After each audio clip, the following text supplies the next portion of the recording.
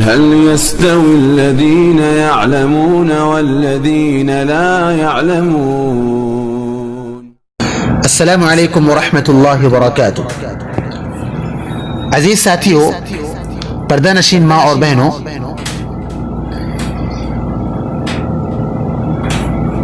اللہ سبحانہ و تعالی پر ایمان لانے کے سلسلے میں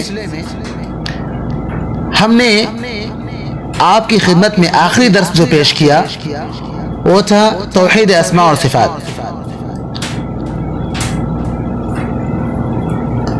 اور اس میں ہم نے 4 باتوں کا ذکر کیا تھا: تحریف کا، تکییف کا، اور تعطیل کا، اور تمثیل کا. اور یہ بتلایا تھا کہ اللہ تعالیٰ کی صفات پر ایمان لانے کے لیے ضروری ہے کہ ان 4 چیزوں سے بچا جائے، ان 4 چیزوں سے دور رہا جائے. جس طریقے سے اللہ تعالیٰ کی صفات قرآن مجید کے اندر اور احادیث مبارکہ میں وارد ہوئی ہیں، ان پر ایمان لایا جائے. اللہ سبحانہ و تعالیٰ کے شایان شان کہ وہ سارے کے ساری صفات اللہ تعالیٰ کے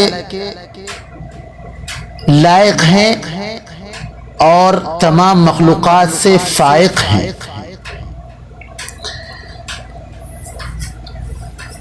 تکییف کہتے ہیں کہ اللہ تبارک و تعالیٰ کی کسی صفت کو بیان کیا جائے کہ وہ کیسی ہے. جیسے اللہ تعالی آسمان،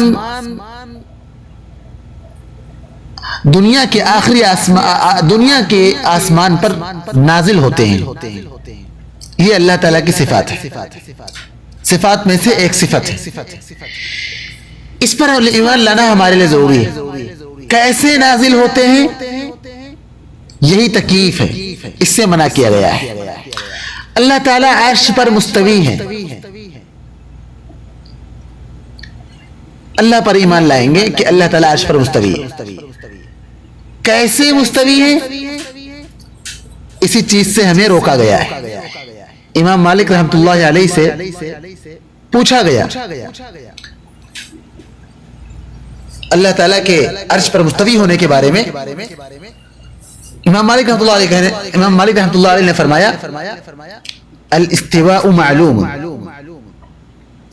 والکیف مجہول والسؤال عنها بدعہ. اللہ تبارک و تعالی عرش پر مستوی ہے. کیسے مستوی ہے، اس کا علم کسی کو نہیں ہے، اور کیسے مستوی ہے اس طرح کا سوال کرنا بدعت ہے. اسی طریقے سے اللہ تعالیٰ ہنستا ہے، کس طریقے سے ہنستا ہے. اللہ تعالیٰ تعجب کرتا ہے، کس طریقے سے تعجب کرتا ہے. اللہ تعالیٰ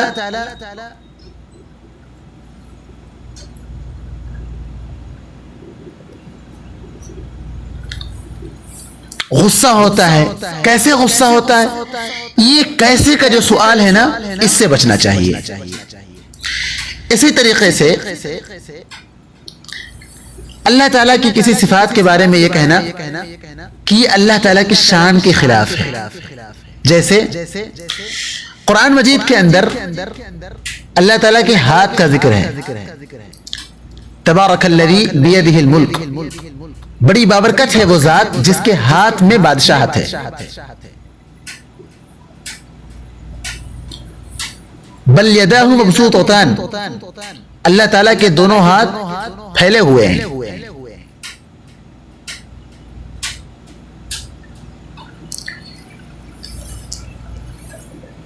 اب انہیں کوئی کہے کہ اللہ کی مخلوق کو بھی ہاتھ ہے،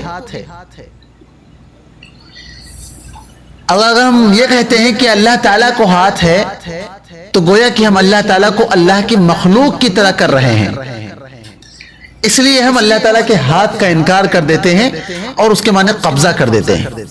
یہ غلط ہے. یہ اللہ تعالیٰ کے ایک صفت ہے، اس صفت سے انحراف ہے، اس کے معنی میں تأویل ہے، اس سے ہمیں بچنا ہے۔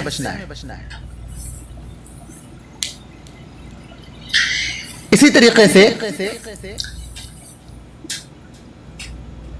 جو صفت اللہ تعالیٰ کی ہمیں معلوم ہوتی ہے اور وہ صفت مخلوق کی بھی ہوتی ہے، تو اللہ تعالیٰ کو عیب سے پاک کرنے کے لیے کہ جناب مخلوق کو بھی آنکھ ہے، مخلوق کو بھی کان ہے، مخلوق کو بھی ہاتھ ہے، مخلوق کو بھی پنڈلی ہے، لہذا اگر ہم اللہ تعالیٰ کے لیے تمام چیزوں کو ثابت کریں گے تو گویا ہم اللہ کو مخلوق کی طرح کریں گے، اس لیے ہم اس کا انکار ہی کر دیتے ہیں، اس کو تعطیل بولتے ہیں، اس سے بھی منع کیا گیا ہے۔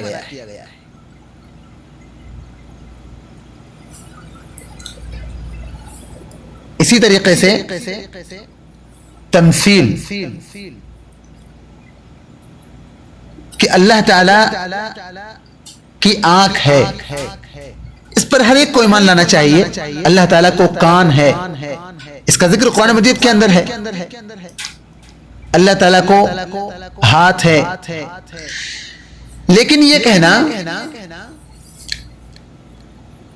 کہ اللہ تبارک و تعالیٰ کے ہاتھ ہیں، اللہ تعالیٰ کے پاس پنڈلی ہے، اللہ تعالیٰ کے پاس چہرہ ہے، اللہ تعالیٰ کو کان ہے، مخلوق کی طرح ہے، یہ کہہ کر کے انکار کر دینا مخلوق کی طرح ہے، یہ طرح ہے، اس سے بھی ہمیں بچنا ہے۔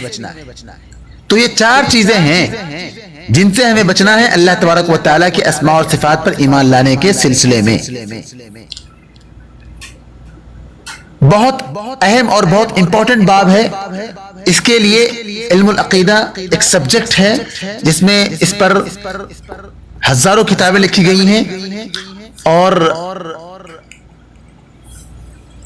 اہل علم نے بڑی باریکی کے ساتھ اس موضوع پر روشنی ڈالی ہے، جس میں شیخ الاسلام ابن تیمیہ رحمۃ اللہ علیہ ہیں، انہوں نے حمویہ لکھی ہے، رسالہ حمویہ، رسالہ تدمریہ، رسالہ عقیدہ واسطیہ، اسی طریقے سے دوسری کتابیں دوسرے ائمہ نے بھی لکھی ہیں۔ ان سب نے یہ ثابت کیا ہے کہ ان چاروں چیزوں سے بچنا ہے اللہ تبارک و تعالیٰ کے اسماء اور صفات پر ایمان لانے کے سلسلے میں۔ اللہ تعالیٰ سے دعا کرتے ہیں کہ اللہ تعالیٰ ہم تمام مسلمانوں کو ایمان والا بنائے اور حقیقی معنوں میں توحید کی تمام اقسام پر کما حق ہو، جس طریقے سے ایمان لانے کا حق ہے اسی طریقے سے ایمان لانے کی ہم سب کو توفیق عطا فرمائے، آمین۔ والسلام علیکم ورحمۃ اللہ وبرکاتہ۔